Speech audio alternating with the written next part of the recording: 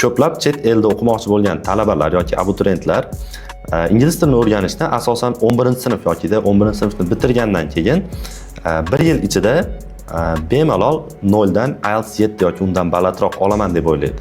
Sizningcha bu qanchalik to'g'ri yoki buni o'zi iloji bormi? 11-sinfni boshladi, ingliz tili darajasi 0. Chetga ketgisi kelib qoladi birdan. 8 oyda yoki 1 yilda 7 ola oladimi? Savol shu. Shunaqa. Yo'q. Ya'ni chetga ketgisi kelib qoldi bolani. Qisqa qilib aytganda yo'q, endi buni aytsizlar ko'pchilik meni oldimga kelishadi, internetdan yozishadi, Instagramdan. Albatta yaxshiligi nima deydi? Biz Andijon aholisini ingliz tiliga qiziqayotgani, ingliz tilini o'rganmoqchi bo'layotgani, chet eliga o'zi qarashni kattaroq olayotgani yaxshi. Bu yerga kirib qolsang bo'ldi, bir diplom olib qolsang bo'ldimi, chetga bor deyotgani yaxshi, albatta buni qoralash yo'q. Xudoga shukr, lekin baribir nima deydi? Rostgo'y bo'lgani yaxshi. Yosh o'qituvchilar balki harakat qilib ko'rar yoki nimadir qilar, lekin menga doim beradigan javobim birinchi yo'q deyman, lekin nimagaligini keltirib beraman.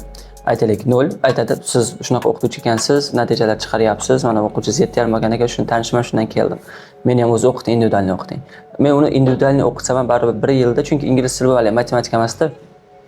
To'g'ri, internetlarda ko'p ko'rasiz buni.